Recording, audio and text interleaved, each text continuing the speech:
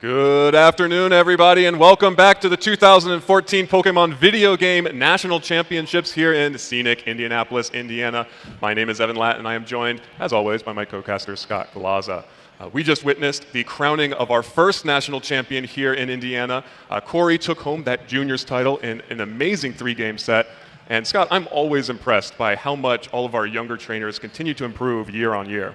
Yeah, this is really a pretty complicated game. You know, there's a lot of decisions you have to make. You have to think a lot about what your opponent is likely to do and to react appropriately. And we saw some really great decisions in that previous match.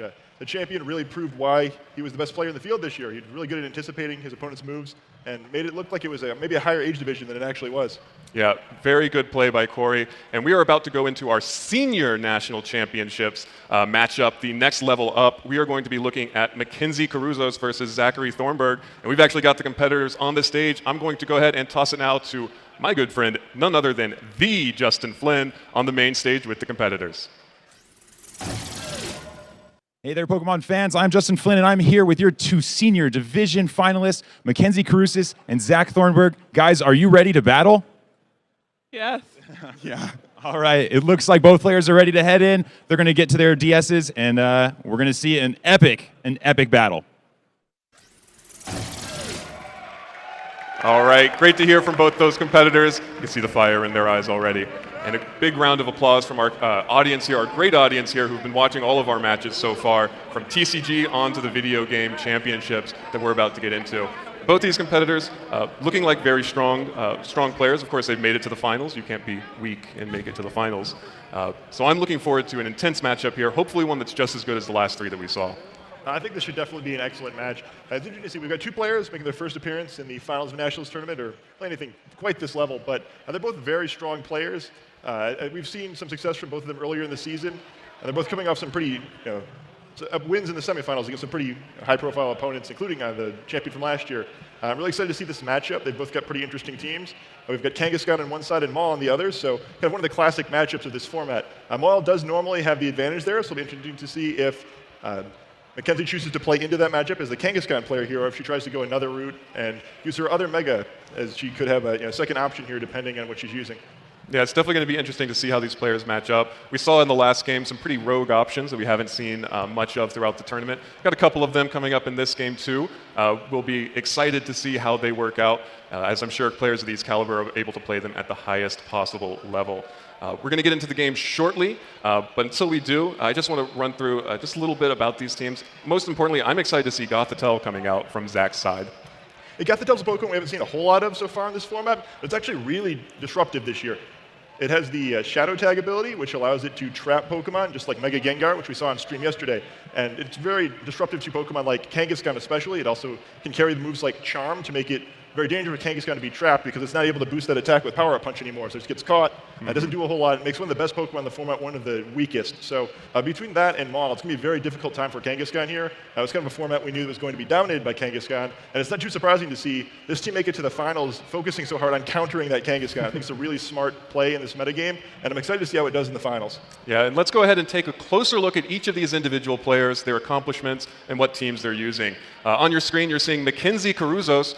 She, of course, got third place in Athens and fourth place in Athens 12 and then Athens 13. Second place in St. Louis, and then top 32 at Nationals in 2012. So she's obviously already improving on her past results, looking to take home a national championship on top of that. And of course, you're seeing her team in the lower left-hand corner there. Venusaur, Kangaskhan, Rotom Heat, Aegislash, Garchomp, and Salamence. Classic double dragons. Fan favorite there. And up next, we have Zack Thornberg, first place regionals, top 8 in 2013 nationals, and third place in regionals this year. Again, a national championship. It's going to look quite nice on that list of accomplishments. And again, the team in the lower left-hand corner there, Gothitelle, Mawile, Rotom Heat, Ludicolo, Garchomp, and Scrafty.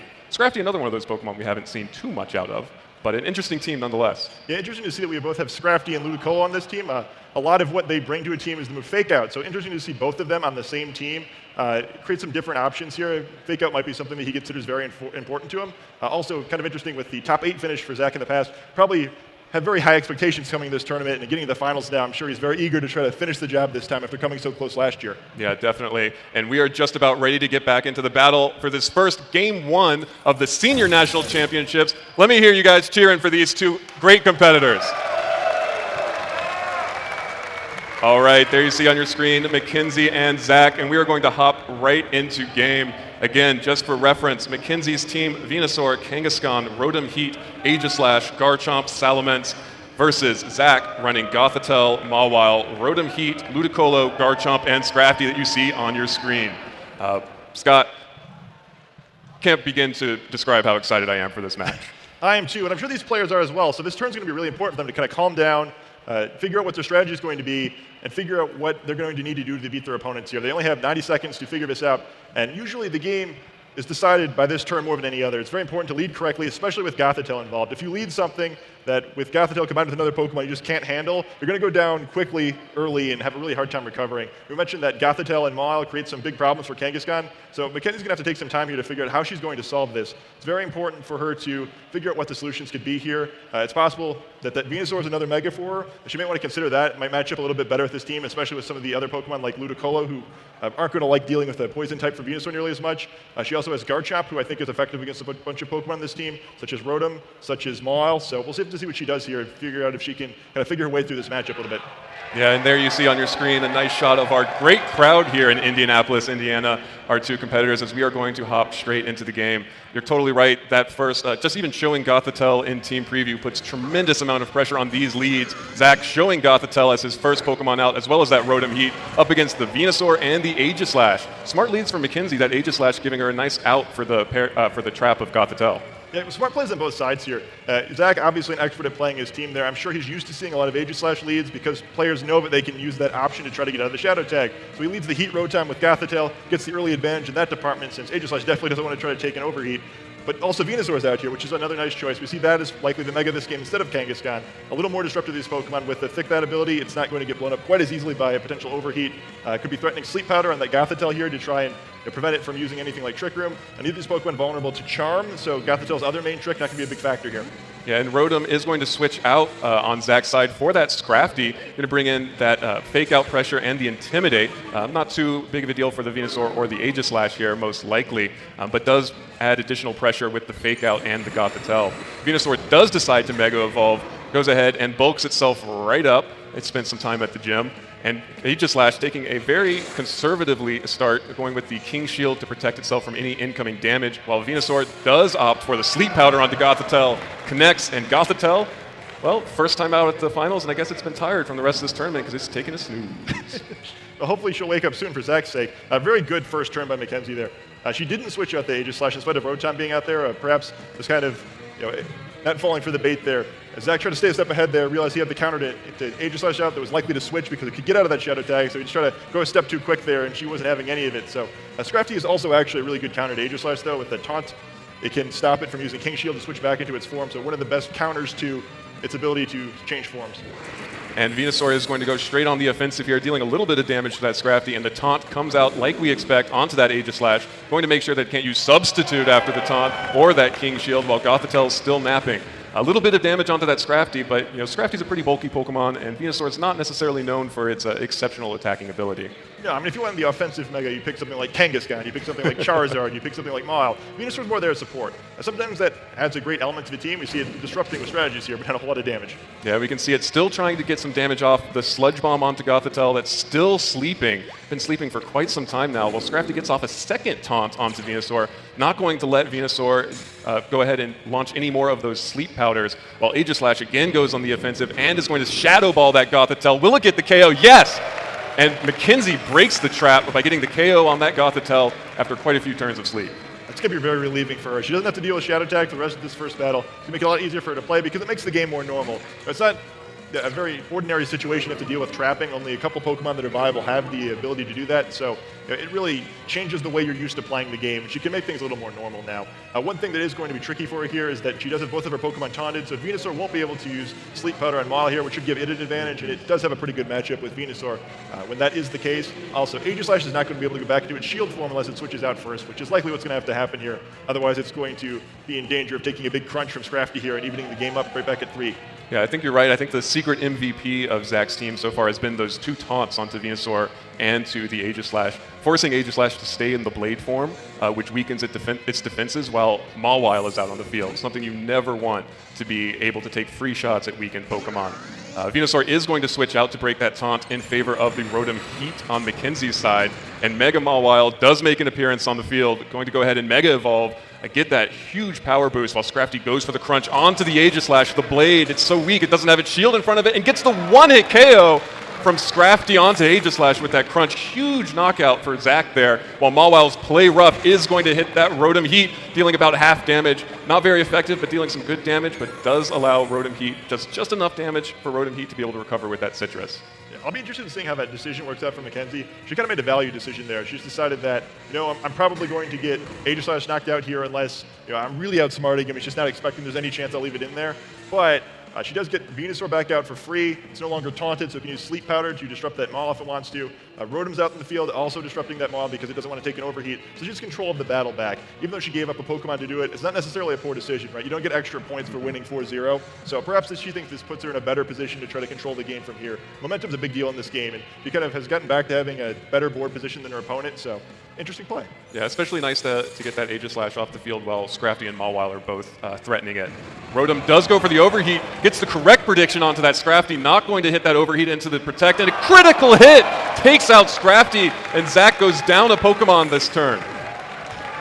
Wow, that one shot onto the Scrafty. Venusaur trying to Giga Drain onto the Mawile there, not going to deal any damage thanks to that Protect, but a huge knockout in favor of Mackenzie there. Yeah, seeing that Giga Drain as opposed to the Sleep Powder, indicating that was likely a double target, so that critical hit didn't matter very much, but sometimes good things come to people who make the best decisions. Excellent play there, knowing that Miles is not going to just sit there and take one of the overheats of a Sleep Powder with how important he is to Zack. So she's smart enough to double up on the other target, gets a big knockout, and now she's in great position again. Likely going to have to retreat that Rotom so she's able to overheat the Maul at full power again, but it's only going to take one overheat getting away on that Maul to turn this game around.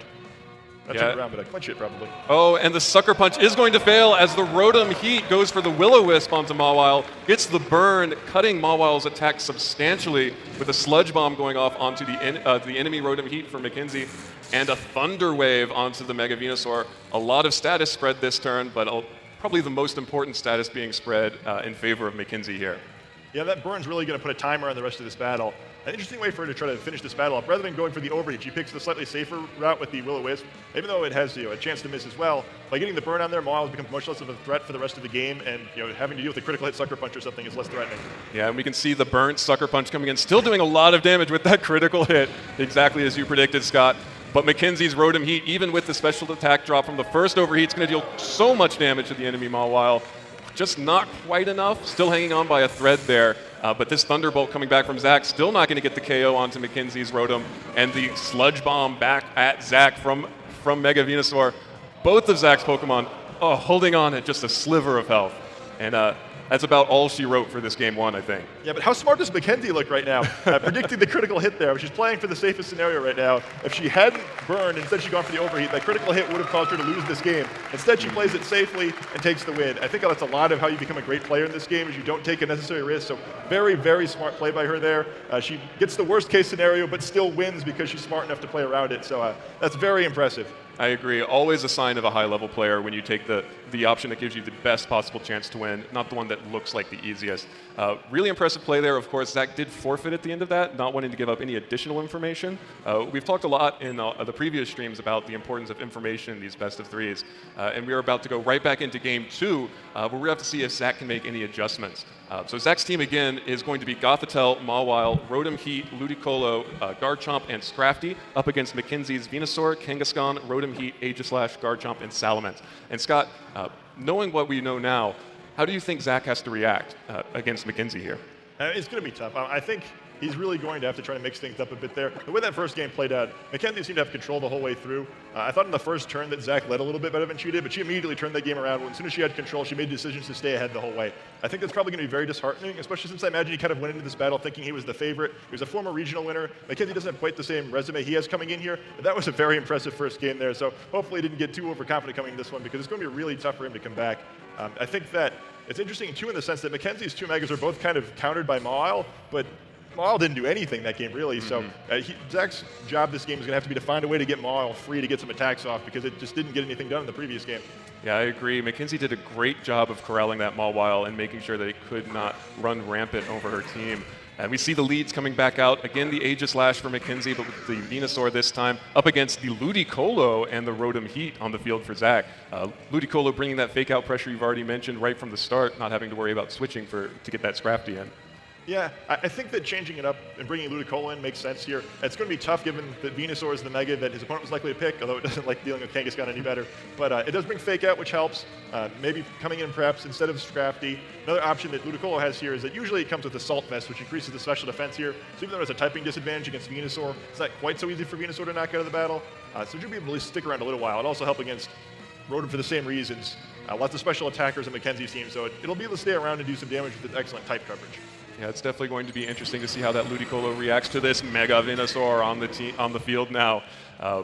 Looking a little bit more impressive than the Dancing Pineapple on the other side. But the Fake Out does come off and hit the Venusaur, going to make sure that Venusaur cannot do anything this turn. And Rotom starting to spread status now, hoping to catch a Protect Out from that Aegislash, gets the Paralysis onto Venusaur, while Aegislash is going to change its stance, go right on the offensive here, going to fire off a Shadow Ball right into the face of that Rotom Heat, calling the bluff, a critical hit. Not worried about that overheat at all. I love that play. Sometimes you have to be willing to make plays like that one. She left the Aegislash in as well in the previous game, but chose not to attack. This time, again, leaves it in against the Rotom and attacks. Zack's probably just having a hard time getting into her head right now. It's twice now the Aegislash kind of gotten the better of it. Cool to see Rotom using the Thunder Wave move also. It's more common we see Will-O-Wisp like we've seen from Mackenzie's side, but Zack seems to be focused a lot on controlling speed. We've got that Trick Room on the Gothitelle, so cool strategy here. Yeah, definitely interesting to see how people adjust to different ways of controlling the speed of the various Pokemon on the field. Aegislash is going to go ahead and King's Shield itself, but the overheat coming off again from the Rotom Heat onto that Mega Venusaur. The Thick Fat doing work there, not going to let the Rotom pick up that KO there. Dealing about half damage as Ludicolo scalds into the King's Shield, but Sludge Bomb out onto the Rotom Heat gets the KO for Mackenzie and picks up a little bit more of the momentum just by a Pokemon count. Yeah, that's a big knockout. It's not a Mega, but Rotom's really something that's important for her to remove. It can do lots of damage to all of her Pokemon, especially to Aegislash, who's an important Pokemon here.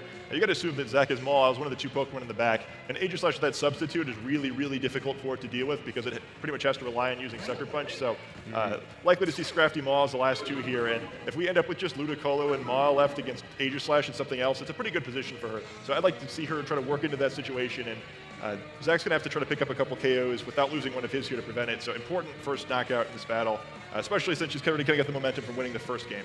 Zack does have some options now. You see he brought both of his two Fake Outers in this game, which can be very useful in making sure that Mackenzie doesn't do what she wants to do, basically. It's really disruptive for Mackenzie's plan making here. Yeah, I think the whole team just seems to be built around finding opportunities for Maul to attack. He's got Thunder Wave, he's got Trick Room, he's got two Fake Outs. There's lots of different ways to open up the turn so that Maul can attack for free. And it looks like not even going to worry about faking out this time, just going with the Scald onto Aegislash, gets the burn, but not dealing too much damage as Aegislash is still in its shield form. Crunch going off as well, going to deal quite a bit of damage, but still not quite enough. Aegislash in the red, going to go ahead and switch now to Blade form and do the Flash Cannon right onto that Scrafty, which, of course, not worried about the burn there, but Venusaur is paralyzed, and Zack does get a break.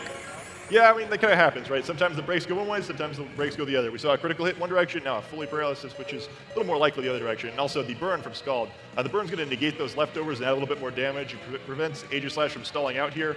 And with Venusaur weakened, now we see Zack with the better position in this game. He's got a big health advantage. It looks like he's going to be able to get in that position where he's got that 3-2 lead that he really needed to get here. If he's able to do that and get Maul out here, start cycling those Fake Outs, he's likely going to be able to take this game. So it's going to be important for the next couple turns for Mackenzie to do something.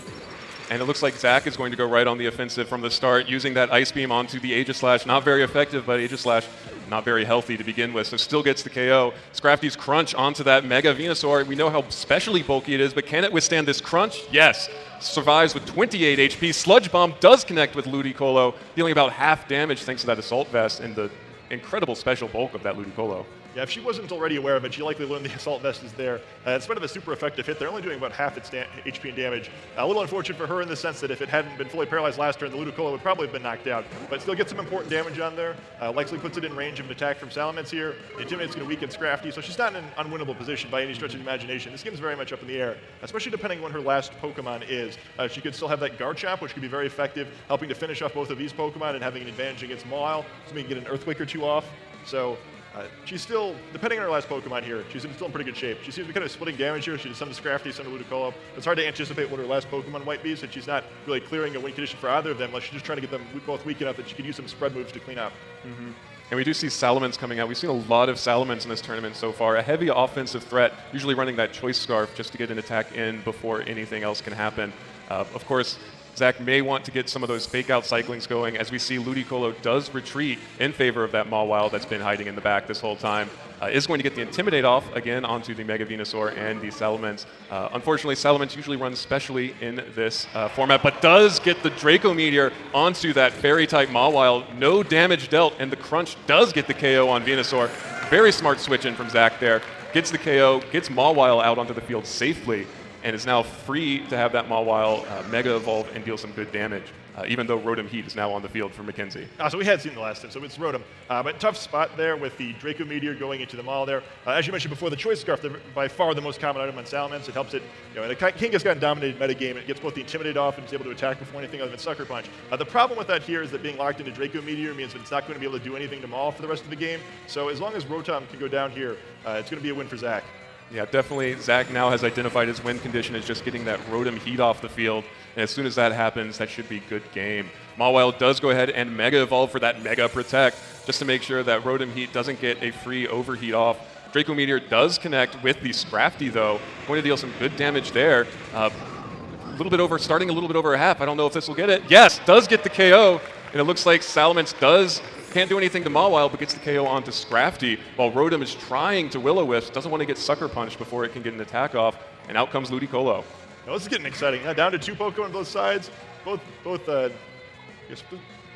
There's kind of a threat both ways, right? We've got Fake Out coming from Ludicolo here.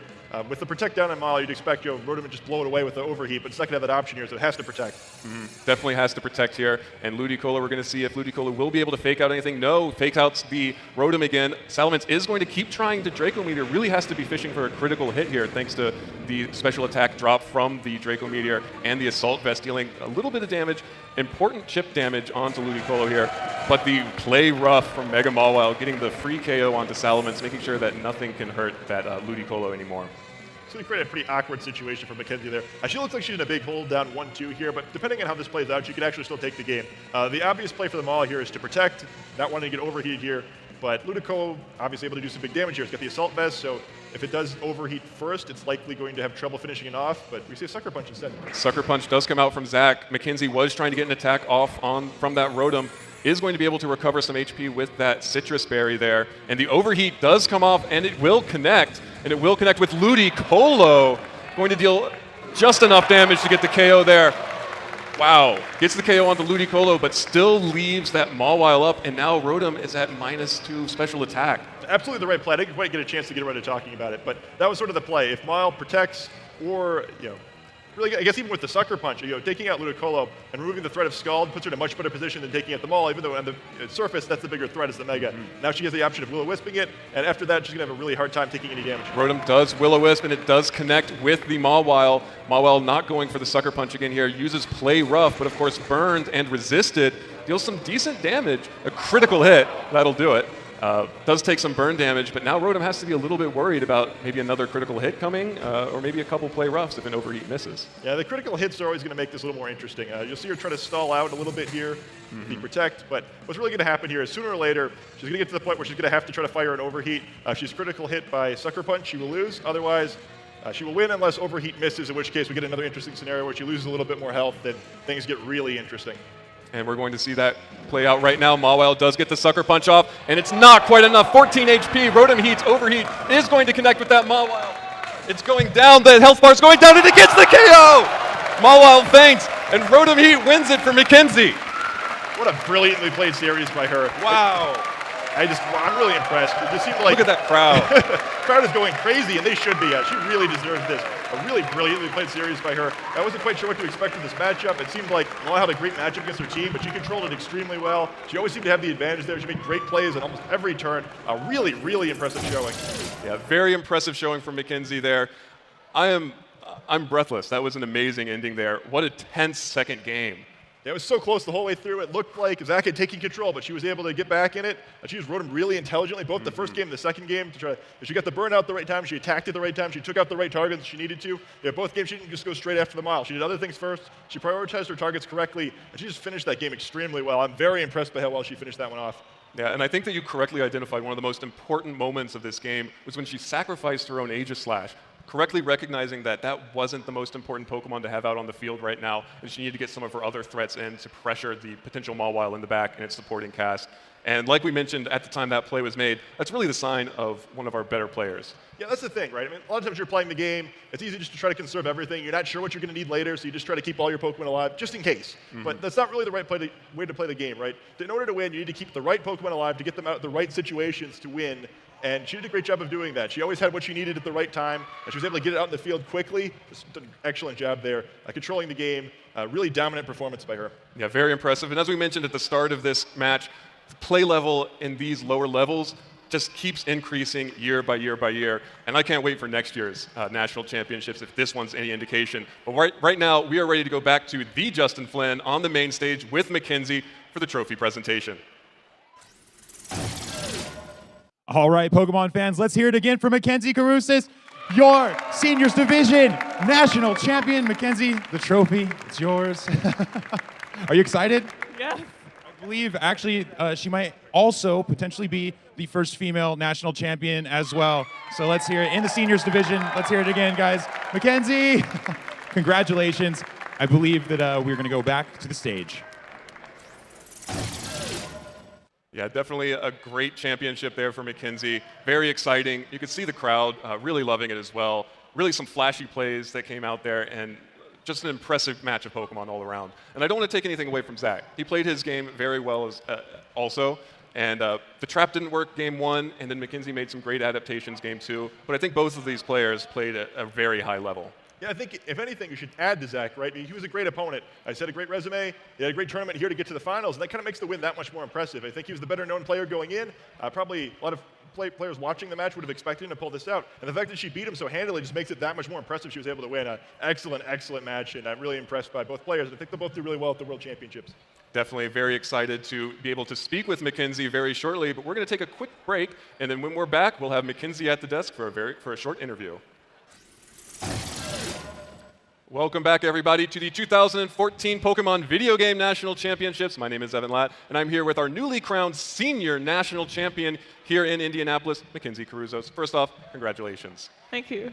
It was a truly impressive series there from you. I love watching Senior Division play just because there's so much new Pokemon that come out. One of those was Gothitelle. When you saw that in Team Preview, how did you react to it? I was pretty scared of it. I didn't want Trick Room to get up the first turn. Yeah, definitely if you get that Trick Room up first turn, it can take away a lot of your momentum. But it looked like your team was very well built to handle some of that. Can you talk me through a little bit of your team building process? I started with Mega Venusaur on my team, which I think is incredible, and I'm surprised I haven't seen more use since Talonflame's gone down, but it's Yeah, really definitely solid against Rain, which I lost to in Madison Regionals, which I was really worried about. So is this a case of you deciding that you never wanted to lose to that ever again? Pretty much. Well, it seems to have worked out. Did not have to worry about Rain this time, and you were able to get the championship here. How far away have you come to get to this point? Well, it's been probably 6 years that I played VGC, or 5 years, 6 different formats. Wow. That's an incredible resume, and you finally have a national championship to add to that. How does that feel? It feels great. I wasn't expecting it at all. Yeah. Well, you know, you have to believe sometimes, and sometimes dreams do happen. So your team, did you have any help building it? Did you have any people that you worked with yes, on it? actually. I played Zack.